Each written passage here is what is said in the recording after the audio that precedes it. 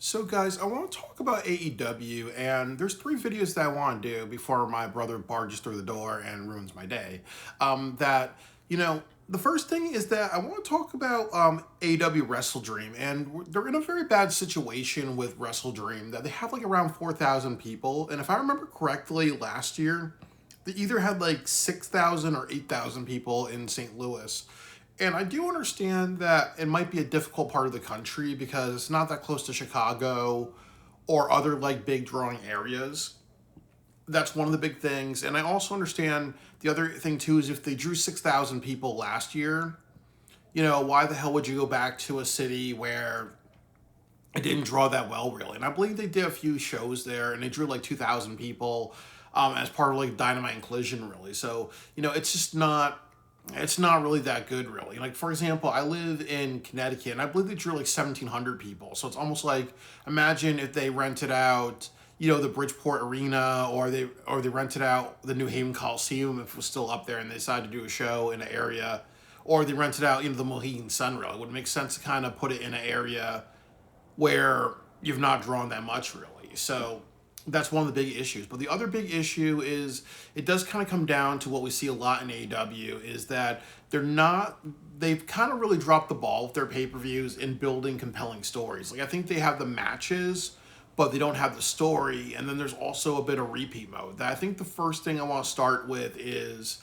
repeat mode, because this has kind of been an issue with AEW. That it seemed like everything from from the start of this year all the way to Wrestle Dream, you've kind of had the formula for AEW pay per view is Dave Meltzer matches, and a Dave Meltzer match means a match that goes on for a very long time, maybe a little longer than it needs to be, and also, there's a lot of near falls and other things like that. Like, yes, it's epic, yes, it's great, really, but sometimes it lacks logic, really. Like, for example, people were talking about, when it was Hangman Kyle Fletcher in the steel cage in Los Angeles, like how the Spanish Fly after that they went on for a little bit longer, really. So when people see that, they're kind of like, oh, this is a little cartoony, or oh well, you know what.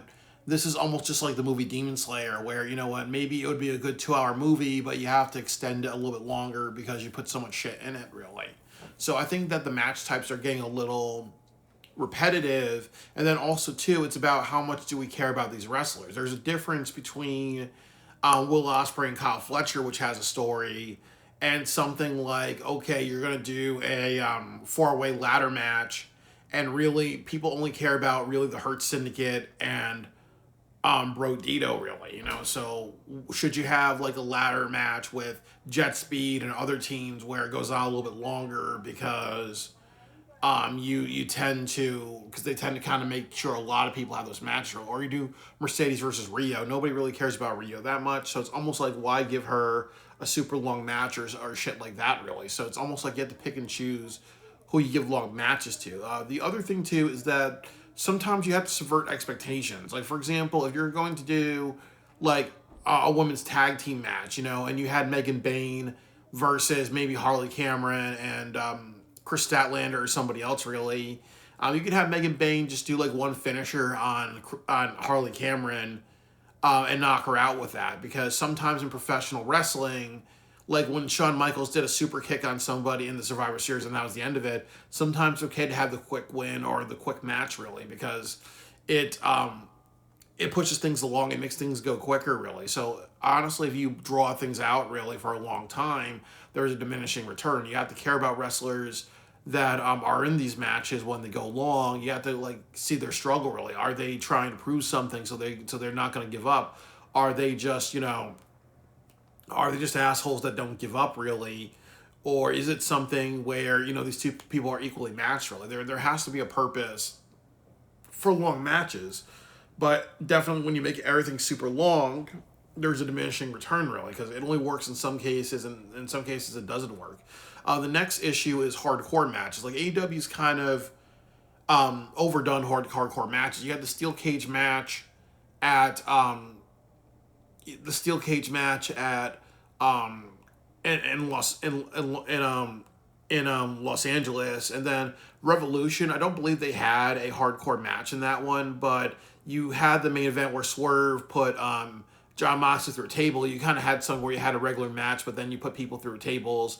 Then you had Anarchy in the arena, in Arizona at Double or Nothing, and then you had the Texas Death Match as the main event of your biggest show of the year, and then you had the Lights Out match as your main event of Forbidden Door, and then your last pay-per-view you had a ladder match, and then you also had a coffin match, and now you're doing an I Quit match with John Moxley and Darby Allin, and then you might be doing the Blood and Guts match, which should happen at Wrestle Dream, and it's like too much really. But the big issue is that you're almost putting Darby Allin and John Moxley in repeat mode. Like John Moxley always has to bleed and do shocking shit really, and the problem is that if this was Combat Zone Wrestling or ECW, that's kind of like okay, people expect that all the time really, but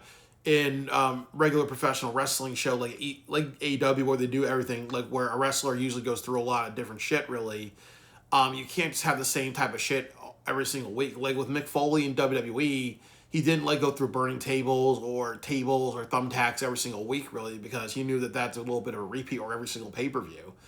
Or even if you had Kane really, like Kane summons the fire, but he didn't do something like every single match he was in, every pay-per-view match he has Inferno matches or whatever really. So there's a diminishing return. I've kind of said this, that if I was booking it, it would be Women's Blood and Guts at the in Wrestle Dream, and then you'd have John Moxley and Daniel Garcia versus Bryan Danielson and Darby Allin in a tag team match, no hardcore shit.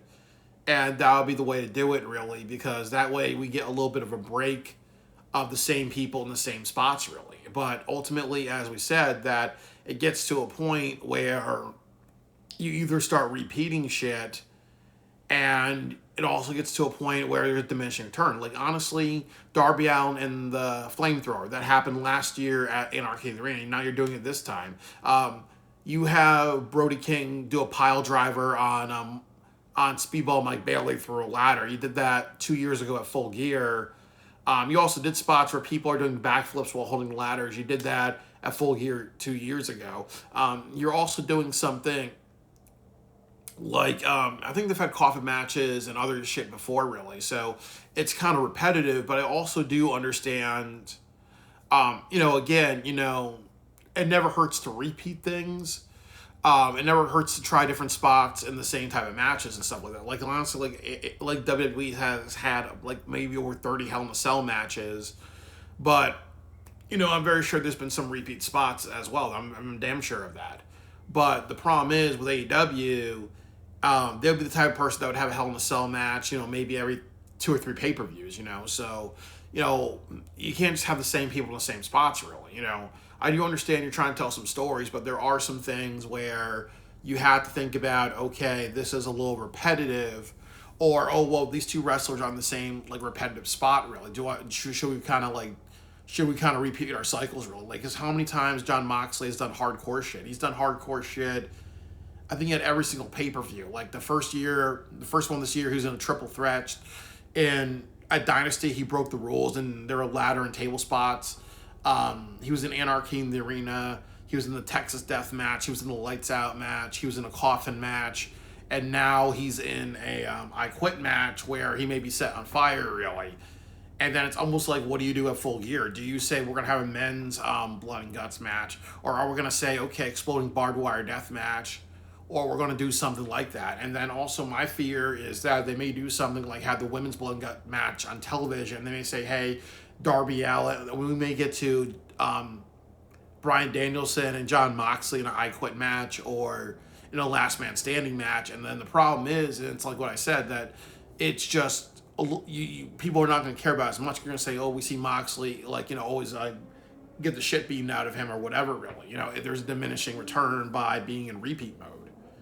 So when you have stuff in St. Louis like an I Quit match, it's like, where's the appeal really? Where's the fucking appeal? Because Moxley and Darby have kind of done hardcore shit a lot, really. Can we have maybe a break of that? And I do understand too, yes, it's exciting and entertaining, but it gets to a point where it helps to not do it every single time. Like, there's a reason why Quentin Tarantino films are every 4 to 5 years. There's a reason why Demon Slayer, Infinity Castle, I think they should do it next year, like every year, because I think that's going to work out for them better than every 2 years. But there's a reason why, some movies like Demon Slayer, they're going to do it every 2 years, because if you do it kind of back to back, really, it may feel like a diminishing return, because it's going to feel a little bit like a repeat, But with AEW, I think that's one of their problems, that they do a lot of repeat matches or a lot of repeat stipulations, because all of it is just really bloody, hardcore, shock value shit, really, and it gets into a repeat mode. But I also think the other big issue is also just a lack of build. And I think with AEW, they have to understand that it's always about hype, really. So a women's blood and gut match, a lot of people have wanted to see this for a long time. You have the people involved. And as I said this many, many times, that imagine if you did a show, you decided to do Hangman versus MJF, you open it, and then at the main event you did women's blood and guts, and you spend the entire show like hyping it up. You have like all 10 women interviewed, you build this shit, and then that's the main event, and then you're off to the races. And they do a great job. You reward them. If not, you don't reward them. But then what you do is you say all those 10 women, we're going to treat it like Money in the Bank or Elimination Chamber, where we build them up for the rest of the year, really. And then you also say something like, hey, blood and guts, this match is not appropriate for television, so we're going to put it on a pay-per-view. We're going to make people pay for it. Could you imagine the hype for it? Could you imagine how much that would do for your company? Like, that would honestly, I think would get like 6,000 or 7,000 people, really.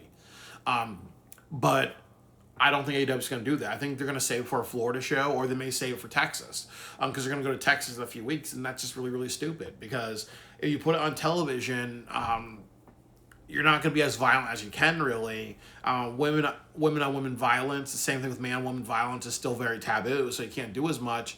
And I also feel that it runs into the issue of not giving it the right build, or not giving it the right catharsis, really. So I really just think that that's another issue. They just don't have the right matches. And I think that a lot of people will say this, and I talk about repeat matches. I think the best match that they can do is, if they don't have women's blood and guts, is MJF versus Hangman, and actually making MJF the champion. And I think that should happen. That could be for another video. But I do think that that's going to happen as well. There's probably going to be a repeat match, and you have to have MJF win, because the problem is you have to make the Casino Gauntlet Gold contract mean something. And I think that would actually cause a bit of a catalyst. They can do one more match at like maybe at the Texas Death Match at Full Gear, and then people will be happy with it, because then that way it's MJF and Hangman doing it, not MJF and MJF and Briscoe, or Moxley and Darby, really. So there's stuff that they can do, really, with the next couple of months, really. But I do think that, as I said before, and I'll say it again, really, that really they're not drawing well in St. Louis is because, most of all, they're not building that many matches.